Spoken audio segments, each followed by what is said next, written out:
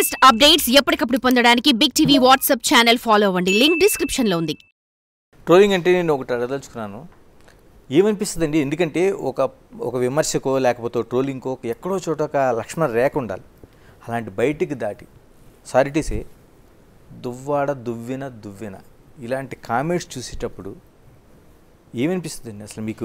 చెప్తున్నాను కదా, ఒకప్పుడు స్టార్టింగ్లో అయితే నేను చాలా బాధపడ్డానండి. తర్వాత చెప్తున్నాను కదా, అతను నాకు ఇచ్చిన ఒకటి అనిపిస్తుంది, మమ్మల్ని ఎదుర్కొనే దమ్ము ధైర్యం లేక మీరు మా వెనకాల నీచంగా ట్రోల్ చేస్తున్నారు, అంతే మీ బతుకు. అంతకు మించి మీరు ఎదిగేది లేదు, మా ముందుకొచ్చి మీరు ఫేస్ చేసేది లేదు. మీకు దమ్ము ధైర్యం ఉంటే నా ముందుకొచ్చి మాట్లాడండి రా. ఒక్కొక్కడికి చెప్తున్నాను ట్రోల్ చేసేవాడికి, నిజంగా మీకు అన్ని గట్స్ ఉంటే నా ముందుకొచ్చి మీరు కామెంట్ చేయండి, నా ముందుకొచ్చి మాట్లాడి. నా అడ్రస్ తెలుసు కదా, అక్కడే ఉంటాను కదా, రండి. ఎవ్వడికి భయపడేంత పిరికిదేం కాదు ఈ మాదిరి. మీరు ట్రోల్ చేస్తే పారిపోయేంత పిరికిదాన్ని కాదు. అలాంటి పిరికిదాన్ని అయితే నేను ఎప్పుడో హ్యాపీగా ఎక్కడికో వెళ్ళి దాక్కొని సెటిల్ అయ్యి హ్యాపీగా నేను ఉండొచ్చు. అలాంటి వాటికి బెదిరేది ఏమీ లేదు, అసలు భయపడే ప్రసక్తే లేదు. మీరు ఎన్ని ట్రోల్స్ చేసుకుంటారో, ఎంత పెట్టుకుంటారో పెట్టుకోండి. పైనుంచి దేవుడు అనేవాడు ఒకడు ఉంటాడు. He will give the correct judgement to everyone. Srinivas garu, political లైఫ్లో మిమ్మల్ని పార్టీ దాంట్లో చూసింది. ఒక్కసారిగా అంటే వ్యక్తిగత జీవితం అనేది ఎప్పుడు ఎక్కడ టర్న్ అవుద్దో ఎవరికి తెలియదు, ఎటువంటి వస్తాయో తెలియదు. ఇలాంటి సిచ్యువేషన్ వచ్చినప్పుడు పార్టీ ఎలా ఉందండి మీ పట్ల? అంటే నేను ఒకటి చెప్పాలి సార్, నాకు రాజకీయంగా అడుగులు నేర్పింది డాక్టర్ వైఎస్ రాజశేఖర రెడ్డి గారు. జిల్లాలో దువ్వాడ శ్రీనివాస్ అనే పేరు పరిచయం చేసింది కూడా డాక్టర్ వైఎస్ రాజశేఖర రెడ్డి గారు. విద్యార్థి రాజకీయాల నుంచి ఆయన దగ్గర నేను వెళ్తుండేవాడిని, కలుస్తుండేవాడిని. పులివెందులు ఉంటే పులివెందుల, హైదరాబాద్ ఉంటే హైదరాబాద్ వెళ్తుండేవాడిని. ఆ తర్వాత జరిగిన పరిణామాల్లో జగనన్న అనేటటువంటి వ్యక్తి రాజశేఖర రెడ్డి గారి కుమారుడిగా రాజకీయాల్లోకి వచ్చిన తర్వాత మాకు పెద్ద భరోసా దొరికింది, ఒక నమ్మకం దొరికింది. జగన్ గారిని నేను ఎలా ఊహిస్తానంటే, నాకు ఒక దైవ సమానుడు, మనసుని అర్థం చేసుకుని నా కోసం ఎన్నో సందర్భాల్లో ఆయన నిలబడిన వ్యక్తి. ఈ జన్మలో ఆయన రుణం నేను తీర్చుకోలేనమ్మా, అంతగా నిలబడి నాకు సహకరించిన వ్యక్తి. జగన్మోహన్ రెడ్డి గారికి గురించి చాలామందికి తెలియదు. ఒక్కసారి ఆయన్ని కలిసిన, ఒక్కసారి ఆయనతో చేయి కలిపిన, కళ్ళల్లో కళ్ళు పెట్టి ఆయన చూసిన, జీవితంలో మళ్ళీ ఆయన వదలరు. అంటే ఈ క్రైసిస్లో కూడా మీకు అండగా ఉన్నారు కదా. నన్ను సస్పెండ్ చేయాలి అసలు. చాలామంది అంటున్నారు దువ్వాడ శ్రీనివాస్ లాంటి వాడికి జగన్మోహన్ రెడ్డి సపోర్ట్ చేస్తాడు, జగన్మోహన్ రెడ్డి ఇలాంటి వాళ్ళకే ఉంచుతాడు. నా లైఫ్ అంతా చెప్పాను, సంఘపరంగా తప్పు కాబట్టి నాకు జగన్మోహన్ రెడ్డి గారు సస్పెండ్ చేయాలి అసలు. అలా సస్పెండ్ చేసుకుంటూ పోతే ఈ విమర్శలు చేసిన వాళ్ళకి ఏం చేయాలి? ఒక్కొక్కడికి 200 సంవత్సరాలు జైలు శిక్ష చేయాలి. అన్ని నేరాలు చేసిన వాళ్ళు కూడా ఉన్నారు విమర్శలు చేసేవాళ్ళు. సో ప్రతి తప్పుకి ఒక క్షమాపణ ఉంటుంది, ప్రతి సమస్యకి ఒక పరిష్కారం ఉంటుంది. జగన్మోహన్ రెడ్డి గారు ఒక జీసస్ క్రీస్ట్, ఒక లార్డ్ వెంకటేశ్వర అని నేను నమ్ముతాను. అంత గొప్ప వ్యక్తి, మా మనసుల్ని అర్థం చేసుకునే వ్యక్తి. పర్సనల్ విషయాల్ని రాజకీయాలకు లెక్కగట్టి అందరూ అన్నట్టు సస్పెండ్ చేయాలి అనుకుంటే తప్పులు చేయని వాళ్ళు ఎవరు? కాబట్టి ఈ టైంలో నేనేమనుకుంటున్నానంటే, విమర్శకుల కన్నా నిజంగా నా కోసం ఈ టైంలో కూడా నిలబడి నాకు ఏ ఇబ్బంది లేకుండా చూసినటువంటి వ్యక్తి జగన్మోహన్ రెడ్డి. కాబట్టి శాశ్వతంగా ఆయనకు రుణపడి ఉన్నాను.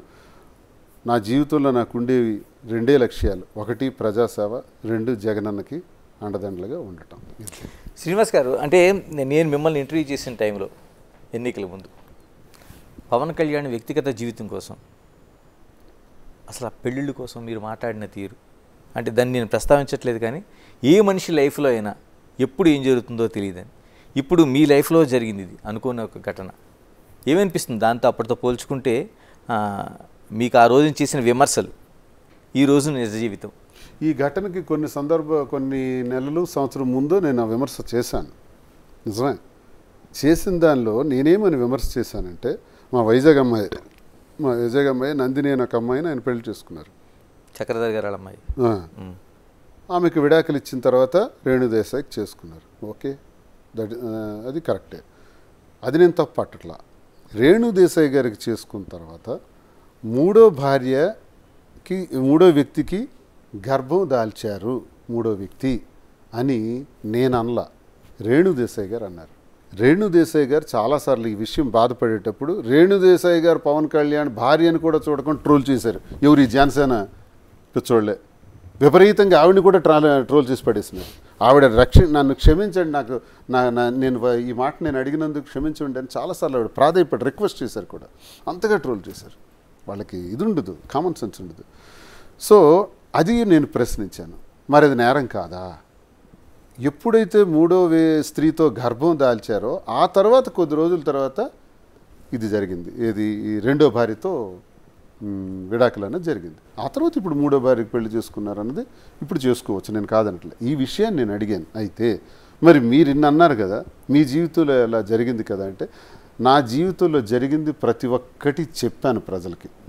పవన్ కళ్యాణ్ చెప్పగలిగాడు, చేసుకుంటూ పోయాడు. ఆయన ఒకటోది. నెంబర్ 2, నెంబర్ 3 చేసుకుంటూ పోతే వాళ్ళ ఆరోపణల వల్ల మనకు తెలిసింది, వాళ్ళు ఒకరికొకళ్ళు మాట్లాడుకోవటం వల్ల తెలిసింది. నాది అలా కాదే, నా పైన ఎవరు ఆరోపణ చేయలేదే, నేనే చెప్పా. ఎస్, నా మొదటి జీవితం ఇది, నా 2వ జీవితం ఇది, నేను ఇలా చేస్తున్నాను అని ఎప్పుడు చెప్పాను? గొడవ జరుగుతున్న మొదటి రోజే చెప్పాను. ఎక్కడ అబద్ధం ఆడలేదే. ఆయనకి నాకు డిఫరెన్స్ ఉంది కదా, నేను వాస్తవాలు చెప్పాను కదా, ఆయన చెప్పలేకపోయారు కదా.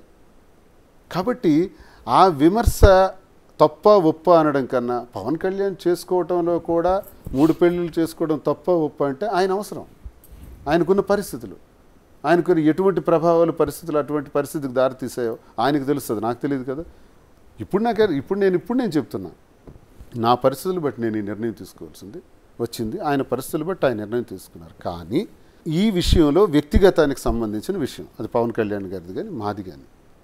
సో ఆ పరిస్థితులు ప్రభావాలే ఇటువంటి స్థితులకు దారితీస్తుంటాయి అన్నది అఫ్కోర్స్ నాకు కూడా అర్థమైంది.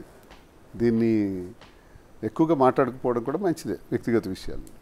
మాధురి గారు, చాలా వరకు మానవ సంబంధాలన్నీ ఆర్థిక సంబంధాలనేది ఒక ప్రధానమైన సూత్రం. అంటే భార్య, భర్త, పిల్లలు, తండ్రి, తల్లి అన్నీ కూడా ఎక్కడో చోట ఒక పిన్ పాయింట్ దగ్గర ఆర్థిక సంబంధాల దగ్గర ఆగిపోతాయి. ఇప్పుడు నిజంగా మీ ఇద్దరి మధ్య ఉండే సంబంధం కూడా ఆ రోజు వాణి గారు పెట్టిన గొడవ ఇవన్నీ కూడా ఒక ఆర్థిక సంబంధం దగ్గర ముడిపడి ఆగిపోయింది. అంటే ఏంటి అసలు నిజంగా ఆర్థిక లావాదేవీ అంటే ఎక్కడ ముడిపడి ఉండిపోయింది? అంటే మీ పేరుతో ఆ రోజున రాశారని, లేకపోతే మీరు కొంత అప్పు ఇచ్చారని? ఆ హౌస్ అనేది మా ఇద్దరం కలిసి ఉండడానికి మేము కలిసి నిర్మించుకున్న హౌస్. అది మా ఇద్దరం కలిపి నిర్మించుకున్నాం. సో నా దగ్గర ఉన్న డబ్బులు నేను పెట్టాను, అతని దగ్గర ఉన్న డబ్బులు అతను పెట్టారు, ఇద్దరం కలిసి నిర్మించుకున్న హౌస్ అది. సో అది కూడా వచ్చి ఆక్యుపై చేసి తీసుకెళ్ళిపోతాము, అది కూడా వచ్చి తీసుకొని మమ్మల్ని రోడ్డు మీద పెట్టేస్తామంటే ఎవరు చూస్తూ ఊరుకోరు కదా. సో మీరు అన్నట్టు ప్రపంచం అంతా సంబంధాలను ఆర్థిక సంబంధం అవ్వచ్చు, కానీ మాధురి దువ్వాడ శ్రీనివాస్ది ఆర్థిక సంబంధం కాదు, అది మానసికమైన సంబంధం మాత్రమే. 100% ఆర్థిక సంబంధం మా ఇద్దరిది కాదు. వాణి గారు చెప్పినంత స్ట్రైట్గా మీరు ఎందుకు చెప్పలేకపోయారండి? మా ఇద్దరం కలిపి ఉండటం కోసం ఒక ఇల్లుని కట్టుకుంటున్నాం, మేము ఉండాలనుకుంటున్నాం అని అమ్మాయి ఎంత స్ట్రైట్గా చెప్పదలుచుకున్నప్పుడు ఎందుకు దువ్వాడ శ్రీనివాసు ఎందుకు చెప్పలేకపోయారు? అంటే తన ఇంటి దగ్గరికి రావటమే మొదటి రోజే పిల్లల్ని కలవటానికి, తండ్రిని కలవటానికి పిల్లలు వచ్చారు అని చెప్పింది. పిల్లలు కలవటానికి అలా రావటం ఏంటి? మీడియా ఎందుకు పిల్లలు కలవటానికి? కారాలు, నిచ్చెన్లు, రాడ్స్ ఇవన్నీ ఎందుకు?